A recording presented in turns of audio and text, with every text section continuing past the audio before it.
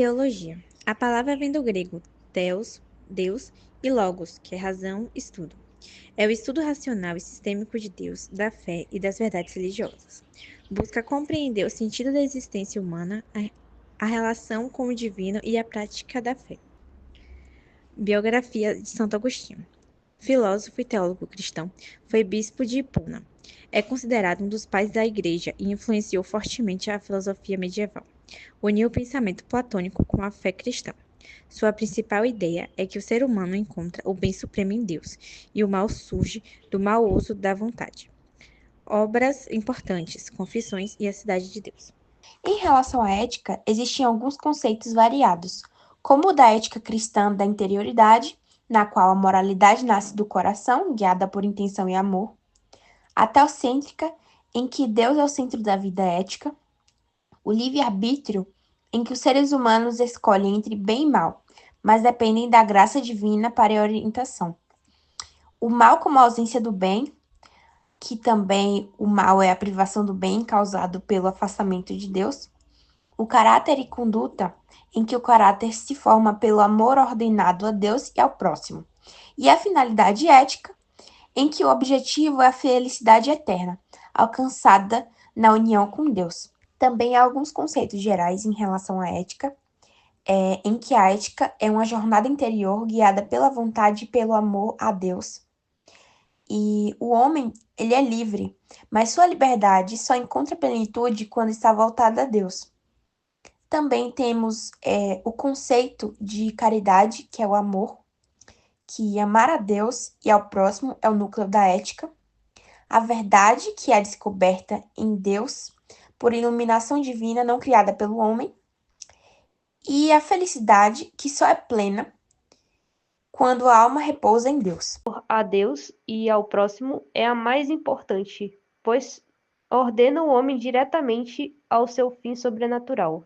Para Tomás de Aquino, a verdade é um conceito complexo que existe em 3 esferas interligadas, não sendo apenas uma noção subjetiva, mas sim uma qualidade fundamental. Dentre elas, a verdade lógica, que é a adequação entre o intelecto e a coisa, que no caso é a realidade. A mente alcança a verdade quando seu juízo corresponde à realidade externa. A verdade ontológica, que é a verdade da própria coisa, sua inteligibilidade. Um objeto é verdadeiro na medida em que corresponde à ideia ou ao plano do intelecto que o concebeu. E por último, mas não menos importante, a verdade primeva, que é Deus é a verdade essencial e a fonte de toda a verdade. O intelecto divino é o intelecto criador. Todas as coisas são verdadeiras porque se adequam à ideia que Deus tinha delas ao criá-las. Em resumo, a verdade é uma cadeia. A verdade de Deus é a medida de tudo. A verdade da coisa é a sua conformidade ao intelecto divino. E a verdade no homem é a conformidade do seu juízo à realidade da coisa.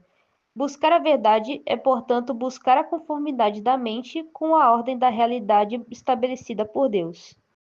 Bom, agora eu vou falar um pouco sobre os conceitos gerais.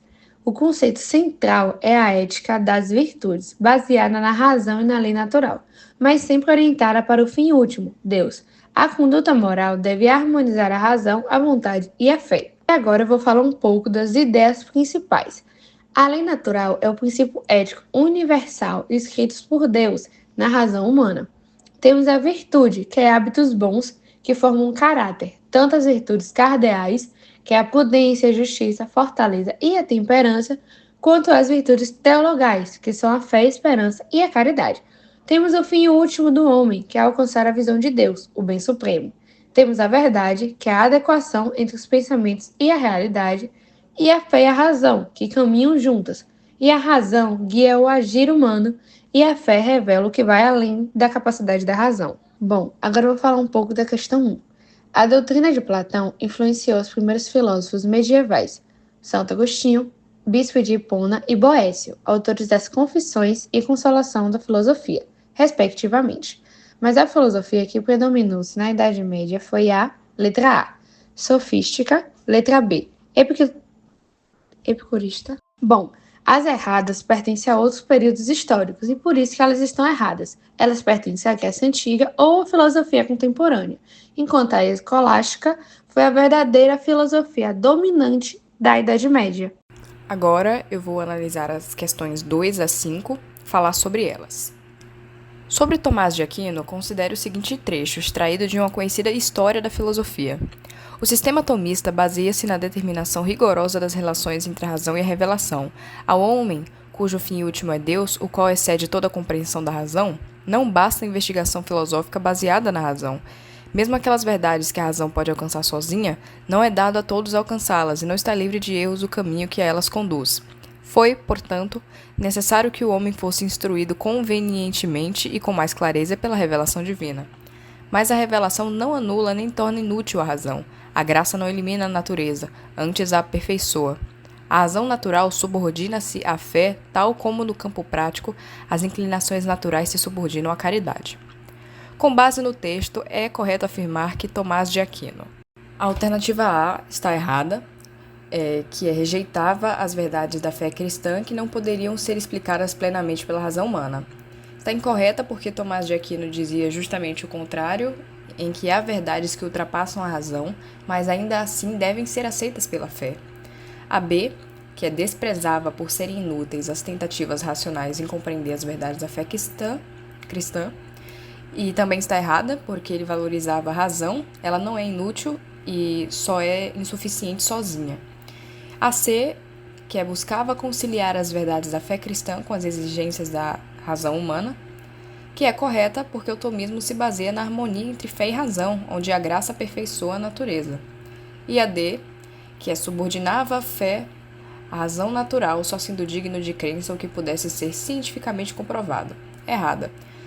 Também porque a razão que se subordina à fé e não o contrário. Ele não descartava, ele não fazia uma subordinação à razão natural. E também não descartava tudo que estivesse fora do cientificamente comprovado. Questão 3. No século XIII surgiu a escolástica, corrente filosófica que, a partir de então, dominou o pensamento medieval. A escolástica, que é a corrente filosófica. Alternativa A. Teve em Santo Agostinho seu maior expoente e era teocêntrica. Está errada, porque o maior expoente da escolástica não foi Agostinho e sim Tomás de Aquino. Alternativa B. Teve em Alberto Magno seu maior expoente e refutava o teocentrismo, propagando o antropocentrismo. A escolástica ela manteve o teocentrismo, E Alberto Magno foi importante para isso, mas não foi o principal.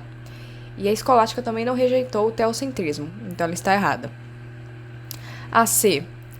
Teve em Tomás de Aquino seu principal expoente e foi uma tentativa de harmonizar a razão com a fé.